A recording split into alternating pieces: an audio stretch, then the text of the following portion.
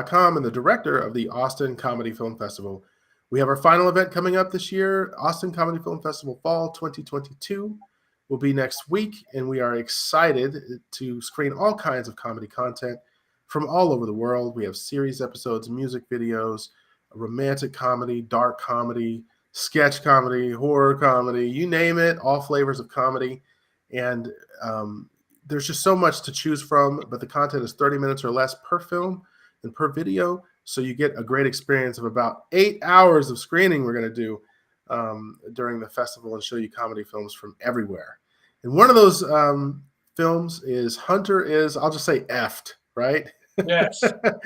Director Rick Mowat's here to talk about Hunter is effed, nominated for the Best Ensemble Cast Award. Welcome, Director Rick. Thank you, Michael. Great to be here. Thank you. I don't want to ruin, I think it's a fantastic title, and I don't want to ruin the synopsis. So I'm going to let you go ahead and give me that in your own words, please. Well, okay, so this is a short film based on a true event, actually several true events in the life of Hunter S. Thompson. For those that are familiar with this big, iconic character, he was the originator of gonzo journalism.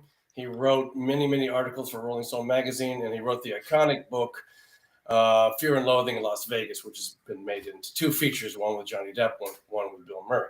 So anyway, it's about Hunter S. Thompson, and it begins with him shooting up with a gun, because he loved guns, shooting up his beloved IBM Selectric typewriter, which is, by the way, the only thing he ever typed on pretty much his whole professional career from 1960 onward. And we have that in the film, and that's kind of how it starts. And from there, a young girl shows up unannounced and wants to be his new assistant. But there's many bizarre curveballs in between all that. And so that's kind of the basic gist of it. All right. Creatively, why did you want to create this film? Well, Marty Grabstein, who is playing Hunter Thompson in this film, he and I go way back. We did sketch comedy for 8 years on the road in comedy clubs all over the country and so on. Anyway, he had fallen in. He was doing a play in New York City as Hunter Thompson. And he loved that experience. It was nothing to do with me. But we started talking afterwards, and we thought, do you want to keep this going? And he did. So I came up with this whole idea and wrote a script about Hunter Thompson so he could kind of carry that on, and there it is. And then what really sealed it, we got an incredible location on Lake George, New York, which is a beautiful location upstate. And you could call it a cabin, but really it's like a mansion right on the lake. And we got it for absolutely free. So that to me was the Omen. We must do this. And so we did. And it was great. Very nice. From a technical perspective, did you learn anything on this film? Oh, well, you always learn something. Yeah, so I have an approach which I like to take whenever I can, which is rehearsing. A lot of rehearsing. And why I do that is so that I don't have to think about the actual directing of actors and all that so much when we get to it. It's sort of 95% done. Of course, you have to adjust for the actual space when you get there and all this stuff, but that's okay. So we rehearsed. My goal is always, this is the fantasy goal I have for directing theater or a film script, if I can get it. It's the fantasy, which is 1 hour per page. Yeah, and people always laugh at me. They go, yeah, sure. But we actually did that. We were able to kind of fit that in and work it in rehearsals in a rehearsal room. And we got like 16, 17 hours of rehearsal. And it's a 17, 18-minute film. And so that was great because I got to work out all the nuances, and they did, and were able to explore the characters a lot, which I think is, I don't know, I just think it's great. It's important. And so we really hit the ground running when we got there. We had such a great head start. So we could jam in a lot of shooting pretty quickly because we were doing it kind of Woody Allen style, which is 2 or 3 takes next. I don't know that we had anything more than 4 takes, pretty much. But so I don't know if that's a lesson learned. I guess I learned that before. But I think another good thing was we brought most of our crew from New York City, where I know a lot of the people, but we didn't have enough to get everybody we needed. So we found a guy that lived right in the area that was in some kind of film school there, a young guy, really great. And he had done a little bit of sound, but not too much sound. But he got into trouble a little bit on the booming and all that stuff. But as it turns out, this is great. Our gaffer, who was great, is a wonderful dude.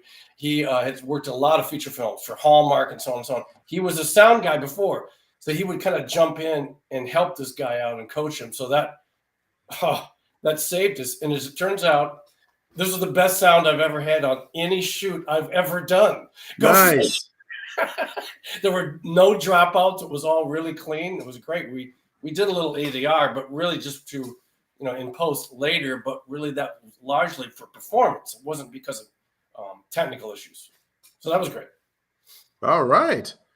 Yes. What do you got planned for the future? What's next for you? Okay, so this short film, as it turns out, is sort of a proof of concept. We're working right now in making this into a more fictional, wouldn't really be based on Hunter S. Thompson, but fictional television treatment.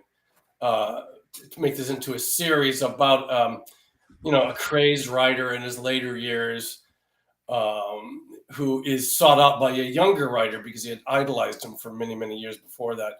And they get together and they kind of, in a way, solve cases through investigative journalism. So that's going to be something that we're working on, and we'll see how that goes. But more than that, we have 2 features in the pipeline right now. One is called Last Pint. It's a kind of an Irish-based film, though all taking place, largely taking place in New York City. And it's based also on a true story, the biggest bank heist in Ireland's history, which was the 2004 Great Northern Bank robbery, happened in Belfast. And it was kind of the last, kind of last poke at the British government from the IRA. It's never been proven, but now I have people I've talked to in Ireland that were kind of in the fringes of this, believe it or not, and they have told me the inner secrets, and that's what it was. And they got away with 55 million euros, and no one's ever been caught, which is, I think, amazing. But I also think that the British government were kind of like, you know what, let's just let this go. And so in any case, our Last Pint film features like a youngish driver in that 20 years later, still hiding out in New York, and it all falls down. The feds find him one fateful Christmas Eve. So that's in an Irish pub, a divey Irish pub, of which I've spent many hours in. So, so that's a really great thing. And then we have another film that's getting very close. It's kind of exciting. It's based on a play. We optioned this play by Warren Adler. Warren Adler was a very famous Hollywood screenwriter for 8-10 years. He wrote War of the Roses with Michael Douglas and Kathleen Turner, and was a big hit in a couple of films after that. He actually came to see kind of a rough cut of our first feature film about 5 years ago, and from that, he kind of gave us this play, which we have since adapted into a screenplay, and it's a murder mystery. So the interesting thing about that 5 years ago is that, murder mysteries were more or less dead in the water. And ironically, that's the name of this project, Dead in the Water. So we were kind of like, well, maybe. And then a very fortuitous thing happened fairly recently, a couple of years ago. A film called Knives Out came out, and it was a huge success. And so now there's a need and so on for murder mysteries. And so we've just gotten the green light from the Adler family. Warren died about 3 years ago now. But his grown sons, run his estate. He's got 40 novels, like 20 screenplays and 15 plays that they control. So anyway, it's going to be, I think, good for us because we're piggybacking on the news that, I don't know if I could officially say this, but I guess I will anyway. But War in the Roses is being remade right now, and Fox Searchlight is putting it out with Benedict Cumberbatch and Olivia Colman. And so that's being, it's going to be shot soon, from my understanding, and supposedly coming to Broadway as a play. We'll see about that. So we're all part of that in a way. So it's kind of exciting, and you know, Dude, your plate is full, man. You've got we got a lot of stuff, and you got a lot of stuff coming up. This is exciting news, though, because this is this is an excellent film. You've got a great group of filmmakers. We can't wait to see what you have next.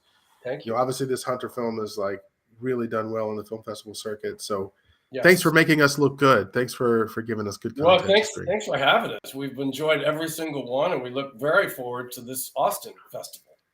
All right, we'll see you next week. Is there anything you want to add before we go? Well, but of course, I must thank all the judges and so on at the Austin Film Festival. They were great for including us, and I think it's going to be a great festival based on previous festivals that we've been in under your aegis. And so we really look forward to the whole event. And again, thanks everybody down there, and we'll see you soon. I appreciate the kind words. Thank you so much. Have a good one. Okay.